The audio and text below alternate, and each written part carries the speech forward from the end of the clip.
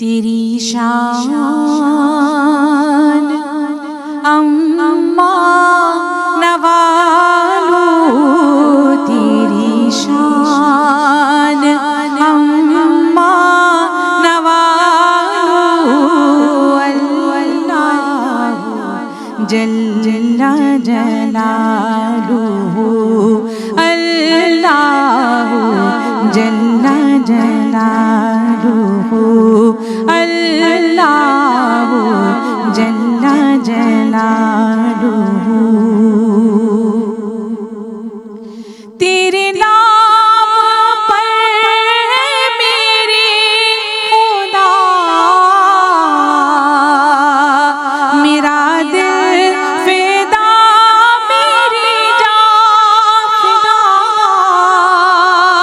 میری روح کی یہی غذا،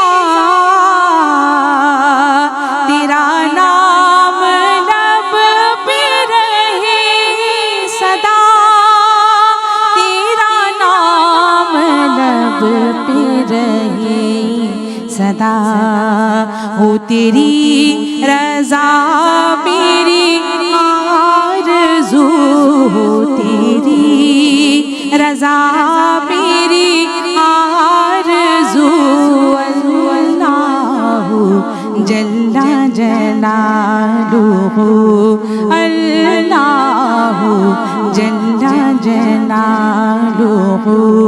اللہ جل جلالہ۔ جو حساب روز حساب ہو، میرے دائیں ہاتھ کتاب ہو،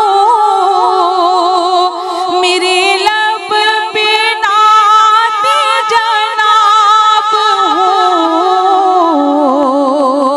نہ سوال ہو نہ جواب ہو، نہ سوال ہو نہ جواب ہو، اور میں رہوں حضور کے روبرو، میں رہوں حضور کے روبرو، اللہ جل جلالہ، اللہ جل جلالہ،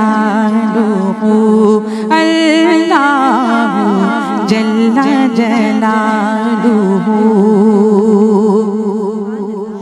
میں گناہ گار ہوں اے خدا، کوئی نیک کام نہ کر سکا، کہ نہ ہو سکا تیرا حق ادا، تیرا بدل و فضل ہے بے بہا، تیرا بدل و فضل ہے بے بہا، اور سرے حشر رہ جائے آبرو، سرے حشر رہ جائے آبرو، اللہ جل جلالہ، اللہ جل جلالہ، اللہ جل جلالہ۔ سبحان اللہ، ماشاء اللہ، بارک اللہ، تقبل اللہ ذالک، اللہم زد فزد۔ اعوذ باللہ من الشیطان الرجیم، بسم اللہ الرحمن الرحیم۔ الحمدللہ الذی ہدانا لہذا وما کننا لنہتدی لولا ان ہدانا اللہ۔ اللہم صلی علی سیدنا و مولانا محمد عدد ما فی علم اللہ، صلاۃ دائمۃ بدوام ملک اللہ۔ السلام علیکم ورحمۃ اللہ وبرکاتہ۔ بسم اللہ الرحمن الرحیم۔ من یطیع الرسول فقد اطاع اللہ۔ جماعت صحابہ علیہم الرضوان. یہ ہے اسلام کا چمنستان، مضبوط ہے جس جماعت کا ایقان، اور جو سب ہیں حضور جان عالم صلی اللہ تعالی علیہ وآلہ وسلم پہ ہزار جان و دل سے قربان. جناب فخر ہے، اعزاز ہے، ایمان ہے. جن کی طاعت دین حق کی جان ہے، جن کی طاعت دین حق کی جان ہے. احساس ہے، اخلاص ہے، ایقان ہے. عثمان ہے، عثمان ہے، عثمان ہے. حضرت سیدنا عثمان بن عفان بن ابی العاص بن امیہ بن عبد شمس بن عبد مناف، سلسلہ نسب 5ویں پشت پہ حضور جان عالم صلی اللہ تعالی علیہ وآلہ وسلم سے جا ملتا ہے. حضور سے 5 یا 6 برس تقریباً آپ چھوٹے ہیں، اور 6 سال عام الفیل کے بعد جو ہے وہ آپ اس دنیا میں تشریف لاتے ہیں. 17 لوگ ہیں جو صرف پڑھنا لکھنا جانتے ہیں، آپ ان میں شامل ہو جاتے ہیں اور حضور جان عالم صلی اللہ تعالی علیہ وآلہ وسلم کے زیر سایہ اور ان کو رول ماڈل بناتے ہوئے خلیفہ ثالث کہلاتے ہیں. آپ حضور جان عالم صلی اللہ تعالی علیہ وآلہ وسلم کے دست حق پرست پہ ایمان لاتے ہیں اور 4تھے نمبر پہ اسلام قبول کرتے ہیں. گزشتہ ایپیسوڈ میں بھی آپ کے حوالے سے ذکر کیا، اور آج بھی انشاءاللہ عز و جل میری بہنیں سیدنا عثمان غنی رضی اللہ تعالی عنہ کے تعلق سے جو ذوالہجرتین ہیں اور ذوالنورین ہیں اور جناب اسلام کی پہچان ہے کا ذکر ہوگا. اور بہت کچھ سیکھنے سمجھنے کی آج بھی ہم سب کوشش کریں گے. اسکالرز، عالمات، میری آپ کی ہم سب کی رہنمائی کے لیے آج کی دوسری بیٹھک اور دوسری نشست بنام سیرت سیدنا عثمان غنی رضی اللہ تعالی عنہ میں تشریف فرما ہے، ان کا تعارف کرواتی ہوں. جناب پہلی نشست پہ براجمان ہیں، کون آپ کے نام سے واقف نہیں، اور صف اول کی اسکالر ہیں، اور ہم سب آپ سے سیکھتے ہیں، سیکھتے چلے آ رہے ہیں، سیکھ کے یہاں تک پہنچے ہیں. ہم ویلکم کرتے ہیں، سلام عرض کرتے ہیں ڈاکٹر امتیاز جاوید خاکوی صاحبہ کو. السلام علیکم ورحمۃ اللہ وبرکاتہ. وعلیکم السلام ورحمۃ اللہ وبرکاتہ. ڈاکٹر صاحبہ آپ خیریت سے ہیں؟ الحمدللہ. ماشاء اللہ، اللہ آپ کو سلامت رکھے اور آپ کے علم و عمل میں برکتوں کے لیے دعا گو ہوں، اور آپ کو خوش آمدید بھی کہتی ہوں. ان کے ساتھ تشریف رکھتی ہیں دوسری مہمان اسکالر. ماشاء اللہ آپ بھی بڑی خوبی سے گفتگو کرتی ہیں، اور نوجوان نسل انہیں پسند بھی کرتی ہے، بہت مطالعے کے ساتھ بھی آتی ہیں اور تاریخ پہ بڑی گہری نگاہ رکھتی ہیں. ہم ویلکم کر رہے ہیں جناب ہماری آج کی ریلیجیس اسکالر عالمہ عاصمہ بطول کو. السلام علیکم ورحمۃ اللہ وبرکاتہ. وعلیکم السلام ورحمۃ اللہ وبرکاتہ. کیسی ہیں عاصمہ؟ الحمدللہ. ٹھیک ہیں آپ؟ الحمدللہ. آپ کو ویلکم کرتے ہیں، اور اسی طرح حسن نیت کے ساتھ، اخلاص کے ساتھ آپ دین متین کی خدمت کریں، آپ کے لیے بھی دعا گو ہوں. اور جس خوبصورت آواز سے ہم نے آج کے پروگرام کا آغاز کیا، میں ان کی آواز کی انفرادیت کی تو ہمیشہ ہی سے یعنی معترف بھی ہوں، اور جب آپ پڑھتی ہیں میں ان کو دیکھوں نہ دیکھوں مجھے پتہ ہوتا ہے کہ یہ پڑھ رہی ہیں. اور صرف میں نہیں، ہمیشہ سب لوگ ایسا کہتے ہیں.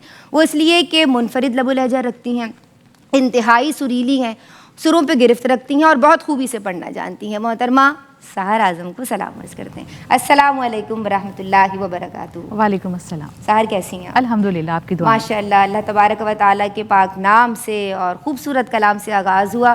گاہے گاہے میں مزید کلام بھی شامل کروں گی. ابھی ہم آپ کے لیے دعا گو ہیں اور یعنی منتظر بھی ہیں مزید کلاموں کے، لیکن ابھی سوالات کا سلسلہ شروع کرتے ہیں. اور آج جو پہلا سوال میرے پاس ہے ڈاکٹر صاحبہ، وہ میں یہ چاہتی ہوں کہ احادیث طیبہ کی روشنی میں حضور جان عالم صلی اللہ تعالی علیہ وآلہ وسلم کے رفیق اور آپ کے صحابی سیدنا عثمان غنی رضی اللہ تعالی عنہ کے فضائل و مناقب بیان فرمائیں. شکریہ ندا. بسم اللہ الرحمن الرحیم.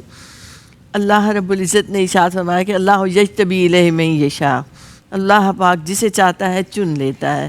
سبحان اللہ. سبحان احسن الناس، اجمل الناس، صاحب حیات، صاحب وفا، صاحب النبی فی الجنہ. سبحان اللہ. سیدنا حضرت عثمان غنی رضی اللہ تعالیٰ عنہ کہ جو جن کے ساتھ 2 کا انصاف بڑا لگا ہوا ہے، نورین ذوالنورین ذوالہجرتین، یہ اعزاز بھی سیدنا حضرت عثمان غنی رضی اللہ یہ یا نون کی انڈیکیشن دے دیا آپ نے انڈائریکٹلی سبحان اللہ. اور پھر دیکھیں نا، صوفیاء کہتے ہیں کہ کچھ سعادتیں ایسی ہیں، نہ زور نظر نظاری، واہ، زور نظر نظاری. نظاری.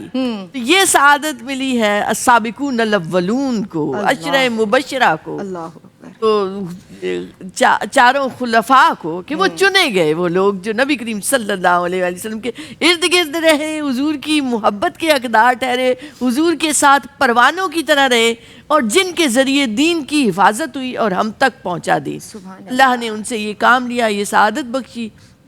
نبی کریم صلی اللہ علیہ وآلہ وسلم کے اس ارشاد پاک سے شروع کروں گی کہ آپ نے فرمایا ہر نبی کا ایک رفیق جنت میں ہے، اور میرا رفیق، میرے رفیق عثمان غنی رضی اللہ تعالیٰ ہوں گے. آپ صلی اللہ علیہ وآلہ وسلم نے ان کے حیا کے وصف کا ذکر کیا. مشہور حدیث مبارکہ ہے کہ آپ صلی اللہ علیہ وآلہ وسلم بے تکلف ہیں اپنے حجرہ مبارکہ میں. سیدہ حضرت عائشہ صدیقہ ام المومنین موجود ہیں رضی اللہ تعالیٰ عنہ، حضرت عمر فاروق بھی آئے، حضرت ابوبکر صدیق بھی آئے. آپ اسی طرح سے بے تکلفی سے رہے، استراحت میں ہیں. جب پتہ چلا کہ سیدنا حضرت عثمان غنی رضی اللہ تعالیٰ عنہ آئے ہیں تو آپ اٹھ کر بیٹھ گئے، آپ نے اپنے کپڑے مبارک درست کیے. تو جب حضرت عثمان غنی آئے، بات کی، چلے گئے، تو سیدہ ام المومنین نے پوچھا کہ یہ کیا ماجرا ہے؟ فرمایا میں اس سے کیوں نہ حیا کروں جس سے فرشتے حیا کرتے. اللہ اکبر. اس لیے ہم کہتے ہیں صاحب حیا ہیں وہ، کہ حیا کا نام آئے تو سیدنا حضرت عثمان غنی کا نام آ جاتا ہے. سبحان اللہ. کامل الحیاء والایمان. بے شک. اور آپ صلی اللہ علیہ وآلہ وسلم کا یہ فرمان مبارک، آپ ذوالنورین تو ہیں، 2 بیٹیاں آپ کے نکاح میں آئیں، اور آپ صلی اللہ علیہ وآلہ وسلم نے فرمایا جب آپ نے پہلی ہجرت کی، کہ حضرت لوط علیہ السلام کے بعد یہ پہلا جوڑا ہے جن نے ہجرت کی، تو پھر آپ صلی اللہ علیہ وسلم، میری جان قربان ہو اپنے آقا پر، آپ فرماتے ہیں کہ اگر میری 10 بیٹیاں بھی ہوتی تو میں یکے بعد دیگرے عثمان کے نکاح میں دیتا. یہ کتنا بڑا اعزاز ہے کہ نبی کریم صلی اللہ علیہ وآلہ وسلم نے اپنی دامادی کا شرف بخشا ہے، صرف ایک بیٹی کے ذریعے نہیں بلکہ دوسری بیٹی بھی پھر دی. کیا بات ہے. پھر آپ دیکھیں تو آپ بنو امیہ کے اس سردار خاندان سے تعلق ہے، نسب بھی اعلیٰ ہے، مال بھی ہے، جاگیر بھی ہے، سب کچھ ہے. تو بنو امیہ کے عمومی جو سردار ہیں گردنیں اکڑی رہتی ہیں، مگر آپ کے پاس اسلام کی دعوت پہنچی اور آپ نے فوراً قبول کی، گویا حضور کی غلامی کو اس سرداری پر ترجیح دی، اور آپ صلی اللہ علیہ وآلہ وسلم کے اس حلقے میں فوراً شامل ہوئے. جیسے آپ نے بھی بتایا کہ 4تھے نمبر پر اسلام قبول کرنے.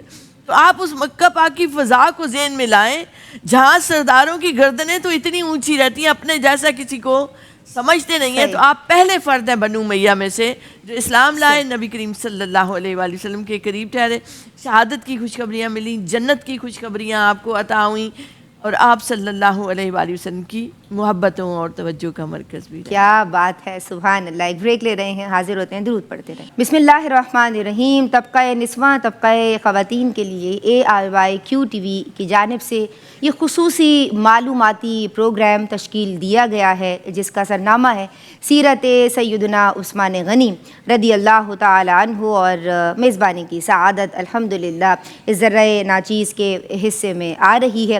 اور بریک سے قبل ڈاکٹر امتیاز جاوید خاکوی صاحبہ حدیث طیبہ کی روشنی میں آپ کے خلیفہ ثالث علیہ رحمہ رضی اللہ عنہ کے فضائل و مناقب بیان فرما رہی تھیں. اور اب میں آپ کی سمتا ہوں گی آسمہ بطول.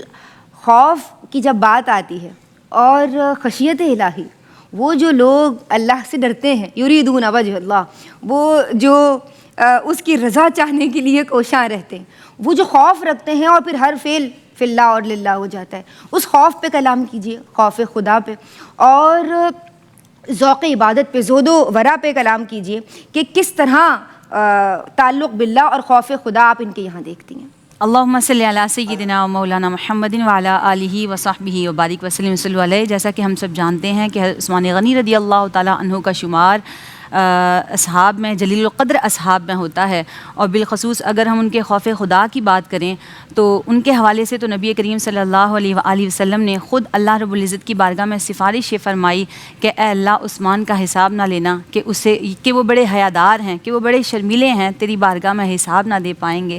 تو اللہ رب العزت نے نبی کریم صلی اللہ علیہ وسلم کی اس دعا کو قبول فرمایا، اور آپ کے اندر حیا، آپ کے اندر خوف خدا اور خشیت الہی کی وجہ سے اس طرح سے آپ کے اندر عجز و انکساری تھی کہ ایک مرتبہ آپ جنگل سے لکڑیوں کا ایک بہت بڑا گٹھا اپنے اوپر سوار کر کے تشریف لے کر آ رہے تھے کہ آپ کے غلام نے آپ کو دیکھا، تو جیسے ہی آپ کے غلام نے آپ کو دیکھا تو فوراً اس نے بڑھ کر لینا چاہا، لیکن حضرت عثمان غنی رضی اللہ تعالیٰ عنہ نے فرمایا کہ میں اپنے نفس کا محاسبہ کر رہا ہوں کہ کہیں ایسا تو نہیں ہے کہ امیر المومنین بننے کی وجہ سے میرے اندر غرور اور تکبر پیدا ہو گیا ہے۔ یعنی اگر ہم آج کل کے اپنی زندگی میں دیکھیں تو ہم کچھ نوافل ادا کر لیتے ہیں، یا ہم حج یا عمرہ یا ایسی کوئی مقبول عبادت کی طرف جاتے ہیں، اس کو سر انجام دیتے ہیں، تو ہمارا نفس بڑا ہو جاتا ہے کہ ہم نے تو بہت زیادہ اعمال سر انجام دے دیے، اور اس کے بعد ہم بڑے آرام سے جھوٹ بھی بول لیتے ہیں اور باقی دیگر ایسی رذائل اخلاق والی برائیاں ہمارے اندر آ جاتی ہیں، یعنی غرور و تکبر پیدا ہو جاتا ہے۔ تو بالکل اسی طرح ہمیں اس حضرت عثمان غنی رضی اللہ تعالیٰ عنہ کی سیرت مبارکہ سے سبق لینا چاہیے۔ بالکل ہم دیکھیں تو نماز میں بالخصوص ان کا خشوع و خضوع کیسا ہوتا تھا۔ اللہ رب العزت کی بارگاہ میں جب وہ کھڑے ہوتے تھے تو ان کا رنگ مبارک متغیر ہو جاتا تھا، اور وہ بڑے خوفزدہ ہوتے تھے اس بات سے کہ میں اللہ کی بارگاہ میں کھڑا ہوں تو میری کیفیت کیسی ہونی چاہیے، جب ایک بندہ اپنے مالک کی بارگاہ میں کھڑا ہوتا ہے تو اس کی کیفیت کیسی ہونی چاہیے۔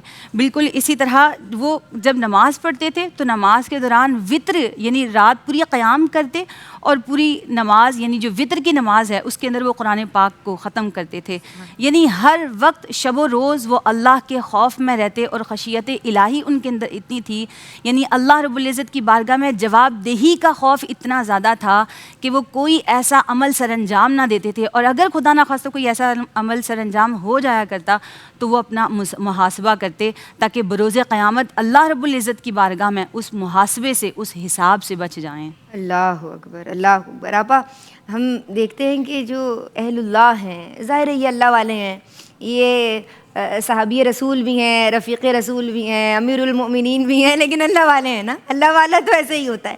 تو خوف خدا کا، خشیت الہی کا یہ عالم ہے۔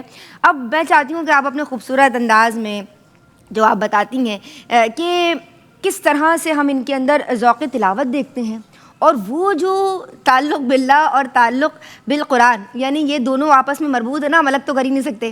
تو قرآن اللہ کا کلام ہے، اور قرآن سے تعلق کس طرح دیکھتی ہیں آپ ان کے یہاں؟ شکریہ ندا۔ دیکھیں حافظ قرآن بھی ہیں، کاتب قرآن بھی ہیں، جامع قرآن بھی ہیں، ناشر قرآن بھی ہیں۔ تو قرآن کے ساتھ سیدنا حضرت عثمان غنی کی بے شمار القابات ہیں، اور یہ حدیث مبارکہ کہ خیرکم من تعلم القرآن وعلمہ، اس کے راوی بھی آپ ہی ہیں۔ سبحان اللہ، سبحان اللہ۔ تو ویسے بھی آپ دیکھیں تو جو اللہ سے اور اللہ کے حبیب سے محبت کرتا ہے نا، جس کی سچی محبت ہے، اس میں نماز کا اور قرآن کی تلاوت کا ذوق شوق عروج پر ہوگا۔ یہ محبت کی علامتوں میں سے ہے، نشانیوں میں سے ہے۔ اگر آپ نے دیکھنا ہے کہ فلاں شخص اللہ اور اللہ کے رسول سے کتنی محبت کرتا ہے تو آپ اس کی نماز دیکھیں، اس کی قرآن سے محبت دیکھیں۔ وہ قرآن سے محبت کا عالم یہ ہے کہ بھئی نہ صرف تلاوت بلکہ سماعت کرنا، اس کو سننا دوسرے سے، اور پھر اس سے لطف لینا۔ اللہ سیدنا حضرت عثمان غنی رضی اللہ تعالیٰ عنہ کو آپ دیکھیں، کاتب قرآن ہے، خود ان کے ہاتھ کے لکھا ہوا وہ اتنا مشہور ہے کہ انہوں نے مصحف جو خود لکھا۔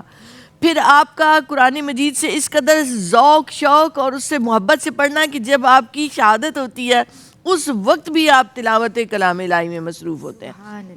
ایک ایک رکعت میں پورا قرآن پاک ختم کر لیتے۔ میں اتنی دفعہ رکی ہوں اس پر کہ ایک رکعت میں پورا قرآن پاک، مگر اتنی تواتر سے یہ روایت مختلف جگہوں پر آئی کہ ایک رکعت میں آپ پورا قرآن پاک ختم کر لیتے تھے۔ حضرت عبد الرحمن تابعی ہیں، وہ فرماتے ہیں کہ ایک رات میں گیا مقام ابراہیم پر، اور میں نے کہا کہ آج مجھ سے بڑھ کر کون عبادت کرنے والا ہوگا، رات کا وقت ہے، اور کہتے ہیں کہ میں نے دیکھا تو سیدنا حضرت عثمان غنی رضی اللہ تعالیٰ عنہ میرے پیچھے کھڑے ہیں۔ کہتے ہیں میں پیچھے ہٹا اور میں ان کے ساتھ نماز میں شامل ہو گیا۔ تو اس قدر خشوع و خضوع سے ساری رات آپ نے تلاوت کی، قرآن مجید کو ختم کیا جو آپ کے معمولات میں سے تھا. اب یہ دیکھیں یہ ایک دن کی بات نہیں ہے، 2 دن. آپ کے بارے میں آتا ہے کہ یہ آپ کے معمولات میں سے ہے. ہر روز ہر رات کو اسی طرح سے تلاوت کرنا، ہر ہفتے دیکھ کر قرآن مجید کی تلاوت کرنا. اب حافظ قرآن تو ہیں، نماز میں تو زبانی ایک پڑھا جاتا ہے قرآن پاک، مگر ساتھ ہی آپ کے معمولات اور آپ کی سیرت کا جائزہ لیا جائے تو آپ دیکھ کر قرآن پاک اتنے ذوق و شوق سے پڑھتے ہیں کہ مصحف آپ کا شہید ہو گیا، اور آپ کے جو خون مبارک کے قطرے گرے تھے اس شہادت کے وقت، وہ بھی اس آیت مبارکہ پر فَسَيَكْفِيكَهُمُ اللَّهُ وَهُوَ السَّمِيعُ الْعَلِيمُ. سبحان اللہ. اللہ کافی ہے ان لوگوں کے لیے. تو اتنا ذوق شوق. پھر آپ ہی کے ایک شاگرد ہیں جنہوں نے کوفہ کی جامع مسجد میں 40 سال تک قرآن پاک پڑھایا حضرت عبد الرحمن کو، اور وہ بھی آپ کے شاگرد ہیں. اور ایک اور بیان کرتے ہیں تابعی کہ میں نے سن کے سیدنا حضرت عثمان غنی سے کہ وہ صبح میں اتنے خوشی و خضوع سے سورہ یوسف کی تلاوت فرماتے تھے کہ مجھے سورہ یوسف یاد ہو گئی. سبحان اللہ سبحان اللہ سبحان اللہ. تو یہ ایک قرآن پاک سے تعلق محبت کی علامتوں میں سے بھی ہے، تعلق باللہ کو بھی اسٹرانگ کرتا ہے، ایک ایمان مضبوط ایمان کی علامت ہے.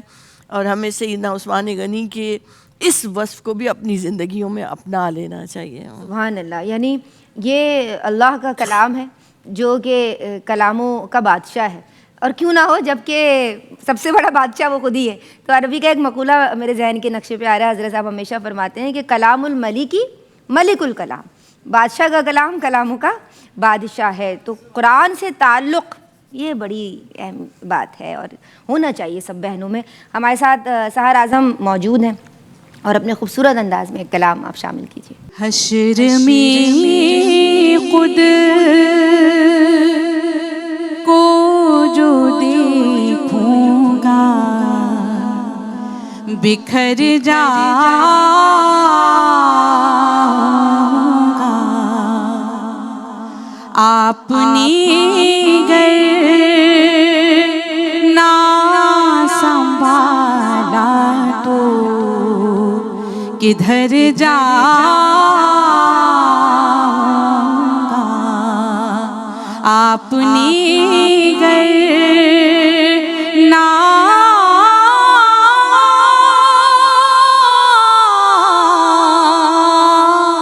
سنبھالا تو کدھر جاؤں گا. اتنا مانوس ہوا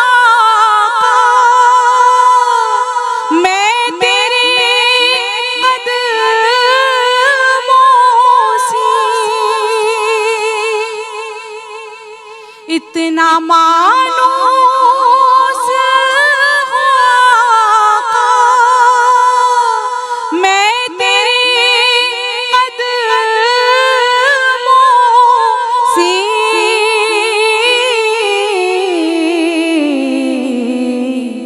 کہ مجھ کو قدموں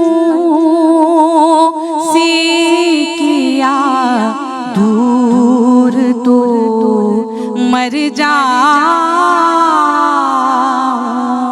گا، مجھ کو قدموں سے کیا دور،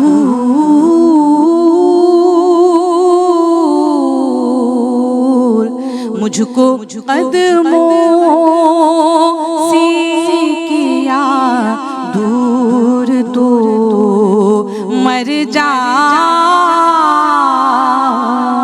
گا، آپ نے گر نہ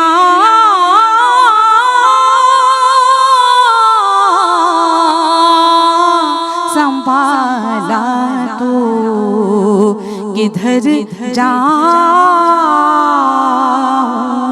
گا. بسم اللہ الرحمن الرحیم. خلیفہ ثالث امیر المؤمنین صحابی رسول صلی اللہ علیہ وآلہ وسلم، رفیق رسول صلی اللہ علیہ وآلہ وسلم، ناشر القرآن، جامع القرآن، پوری امت کو قرآن پہ جمع کرنے والے صحابی کا آج ذکر خیر کرنے کی سعادت حاصل کر رہے ہیں. آپ دیکھ رہے ہیں ذرہ ناچیز کے ساتھ خصوصی بیٹھک، خصوصی پروگرام طبقہ نسوہ. طبقہ خواتین کے لیے سیرت عثمان غنی رضی اللہ تعالیٰ عنہ۔ میں آپ کی سمت آؤں گی، اور عاصمہ بطول، بڑا پیارا سوال ہے جو ذہن کے نقشے پہ ابھر رہا ہے، اور مجھ سے کہا بھی گیا ہے کہ یہی سوال کرنا ہے۔ وہ سوال ہے حضور جان عالم صلی اللہ تعالیٰ علیہ وآلہ وسلم سے محبت اور رفاقت کا تذکرہ کیجیے۔ جزاک اللہ خیر۔ اور سب سے حسین بات یہ ہے کہ جتنی نبی کریم صلی اللہ علیہ وآلہ وسلم سے عثمان رضی اللہ تعالیٰ عنہ محبت کرتے ہیں، اتنی ہی نبی کریم صلی اللہ علیہ وسلم عثمان غنی سے بھی کرتے ہیں۔ تو اس کا ایک بڑا عظیم الشان اور سب سے خوبصورت واقعہ یہ ہے کہ جب حضرت عثمان غنی رضی اللہ تعالیٰ عنہ کو نبی کریم صلی اللہ علیہ وآلہ وسلم نے مکہ کی طرف بھیجا، اور خود وہ صحابہ کے ساتھ حدیبیہ کے مقام پر تشریف فرما تھے کہ اہل قریش کو جا کر بتا کر آئیں کہ ہم عمرہ کرنے کے لیے آ رہے ہیں، ہمارا جنگ کا ارادہ نہیں ہے۔ تو جب حضرت عثمان غنی وہاں جاتے ہیں تو وہ کہتے ہیں عثمان تم تو یہاں آ گئے ہو، تم ایسا کرو تم طواف کر لو، اور تم یہاں کے طواف کر لو اور اللہ رب العزت کی بارگاہ میں حاضری دے دو۔ لیکن حضرت عثمان غنی رضی اللہ تعالیٰ عنہ کی محبت نبی کریم صلی اللہ علیہ وسلم سے تھی کہ انہوں نے فرمایا کہ جب تک میرے نبی طواف نہیں کریں گے تب تک میں طواف نہیں کروں گا۔ انہوں نے کہا ہم تمہیں قید کر دیں گے، ہم تم پر سختی کریں گے۔ انہوں نے کہا بے شک تم مجھے 1 سال قید رکھو، تم مجھ پر سختی کرو، بھوکا پیاسا رکھو، کسی صورت میں نبی کریم صلی اللہ علیہ وسلم کے بغیر طواف نہیں کروں گا۔ اور شاعر نے اس کو بڑی خوبصورتی کے ساتھ فرمایا، وہ کہتے ہیں کہ شوق تیرا گر نہ ہو، شوق تیرا گر نہ ہو، میری نماز کا امام، میرا قیام بھی حجاب، میرا سجود بھی حجاب۔ اور اعلیٰ حضرت رحمۃ اللہ علیہ اس بات کو بڑی خوبصورتی کے ساتھ بیان کرتے ہیں، یعنی کہتے ہیں کہ حضرت عثمان غنی کے پاس ایک بڑا خوبصورت موقع تھا کہ وہاں حجرہ اسود بھی ہے، مقام ابراہیم بھی ہے، وہ طواف کر سکتے تھے، اللہ کی خاطر طواف کرنا تھا تو وہ طواف کر سکتے تھے۔ لیکن وہ پھر آگے اس کو فرماتے ہیں کہ کعبہ بھی ہے انہی کی تجلی کی ایک ذل، کعبہ بھی ہے انہی کی تجلی کی ایک ذل، کہ روشن انہی کے عکس سے پتلی حجر کی ہے۔ یعنی وہ کہتے ہیں کہ حضرت عثمان غنی رضی اللہ تعالیٰ عنہ یہ عقیدہ اپنا تو وہ رکھتے ہی تھے، ساتھ امت مسلمہ کو یہ عقیدہ دے رہے تھے، رہتی دنیا تک آنے والے تمام مسلمانوں کو یہ عقیدہ دے رہے تھے کہ جب تک نبی کریم صلی اللہ علیہ وآلہ وسلم کسی بات کا حکم نہ دے دیں، جب تک ان کی رضا اس عمل میں شامل حال نہ ہو، اس وقت تک وہ عمل مقبول نہیں ہوتا۔ اسی طرح حضرت عثمان غنی کی یہ ہمیشہ خواہش رہتی تھی کہ نبی کریم صلی اللہ علیہ وسلم ان کے گھر پر تشریف لے کر آئیں، اور ان کی محبت حضور سے یہ تھی، جس طرح آج کل بھی ہم ایک شعر بیان کرتے ہیں نا اپنے نعتوں میں، کہتے ہیں کہ کاش وہ ہمارے گھر پر تشریف لے آئیں تو میرے گھر میں بھی چراغاں ہو جائے گا۔ تو بالکل اسی طرح حضرت عثمان غنی کا بھی یہ شوق تھا۔ تو حضرت عثمان غنی کے جب گھر جا رہے تھے نبی کریم صلی اللہ علیہ وآلہ وسلم، تو حضرت عثمان غنی حضور کے پیچھے پیچھے ان کے قدم گن رہے تھے۔ حضور نے فرمایا عثمان کیا کر رہے ہو؟ حضرت عثمان غنی نے فرمایا یا اے اللہ کے نبی صلی اللہ علیہ وآلہ وسلم، میں آپ کے قدموں کو گن رہا ہوں کہ انہی قدموں کے برابر میں غلام آزاد کروں گا۔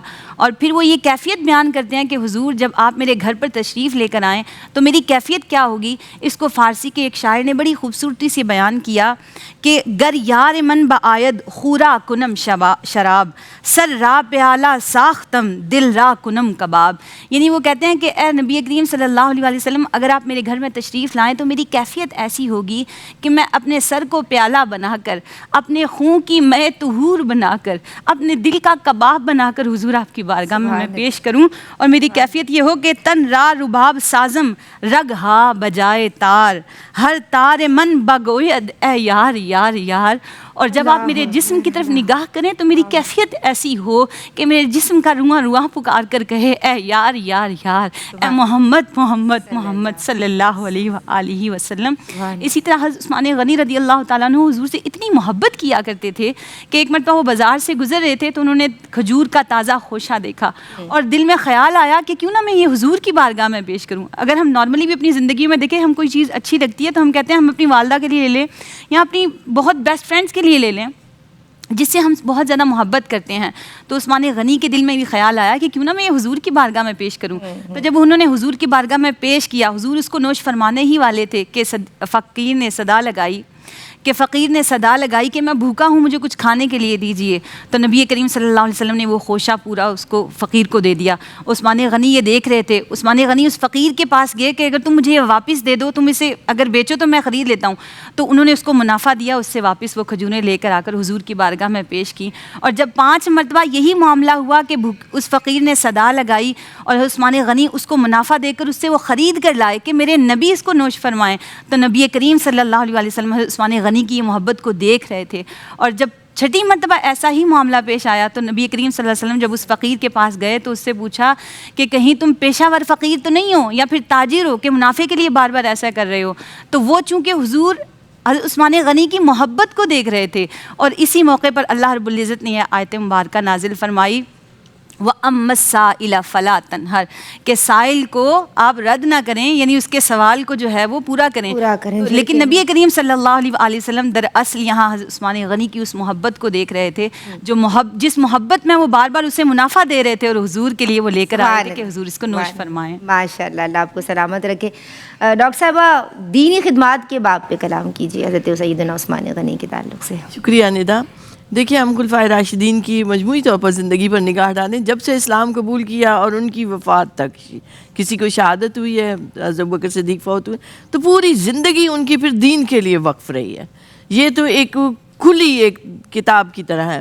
سیدنا حضرت عثمان غنی کی خصوصی طور پر ہم دیکھیں تو چونکہ آپ مالدار ہیں، آپ کی ایک جائیدادیں ہیں، آپ ایک تاجر ہیں، نبی کریم صلی اللہ علیہ وآلہ وسلم کو جس لمحہ بھی مال کی ضرورت پڑی، سیدنا حضرت عثمان غنی نے کئی ہزاروں دینار پیش کیے، کئی مسجد نبوی کی توسیع کے لیے وہ زمین خرید کر دی، بئر روما کو خرید کر وقف کیا. یعنی جس حد تک ممکن ہوتا ہے، قید سالی پڑتی ہے مدینہ پاک میں تو سینکڑوں اونٹوں کا قافلہ پیش کر دیتے ہیں.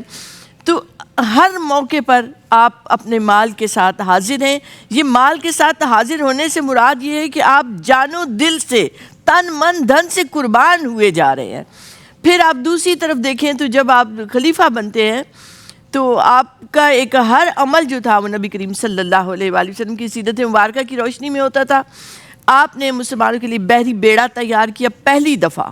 مسلمانوں کی ابھی بحری حکومت نہیں تھی اس طرح سے، مگر ضرورت پڑ رہی تھی چونکہ رومی ساحلوں سے حملہ کرتے تھے اور اسلامی سلطنت بہت وسعت اس کو ملتی چلی جا رہی تھی.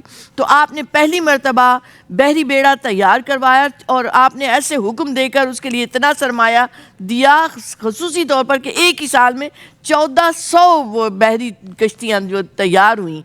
تو ایک اتنے کم وقت میں آپ نے فوری طور پر سمندروں پر حکمرانی کا سلسلہ جو ہے وہ شروع ہوا. پھر اسی طرح جمعے کی آپ نے دوسری اذان آپ نے شروع کروائی. اسی طرح آپ ناشر قرآن ہم کیوں کہتے ہیں کہ حضرت حذیفہ رضی اللہ عنہ جب آرمینیا اور آذربائیجان گئے تو قرات میں ایک اختلاف تھا حضرت ابی بن کعب کی اور حضرت عبداللہ بن مسعود کی قرات میں، کیونکہ عربوں میں وہ نطق کے اسلوب مختلف تھے. تو اس وقت انہوں نے محسوس کیا کہ جب اجمی اسلام قبول کرتے ہیں تو وہ چونکہ واقف نہیں ہوتے، اس حد تک اختلاف رائے بڑھتا جا رہا ہے. تو سیدنا حضرت عثمان غنی رضی اللہ عنہ نے اس معاملے کو سمجھا اور فوری طور پر آپ نے جو سیدہ حضرت حفصہ رضی اللہ عنہ کے پاس مصحف تھا وہ منگوایا اور پھر قریش کی قرات پر مسلمانوں کو ایک نقطے پر اس پر متحد کیا اور اسی کے مصحف کی کاپیاں بنوا کر پھر آپ نے ہر جگہ بھجوائیں اور خصوصی طور پر مسجد میں پہلی مرتبہ وہ مصحف کتابی شکل میں موجود ہوا کہ کوئی بھی آئے اور اسے پڑھے. تو یہ آپ کا اتنا بڑا کارنامہ ہے کہ امت ایک اس قرات پر متفق ہوئی. ویسے بھی آپ کی ساری زندگی چونکہ اسلام کے لیے گزری اور آخر میں بھی آپ دیکھیں تو آپ شہید ہو جاتے ہیں مگر اس خیال سے کہ مدینہ پاک میں میری وجہ سے شہر رسول میں خون نہ بہے. آپ نے کسی کو اجازت نہیں دی، ورنہ ان بلوائیوں کو ختم کرنا کوئی مشکل نہیں تھا. جلیل القدر صحابہ موجود ہیں مگر سیدنا حضرت عثمان غنی کو یہ پسند نہیں ہے کہ ان کی وجہ سے اس شہر پاک میں خون بہے.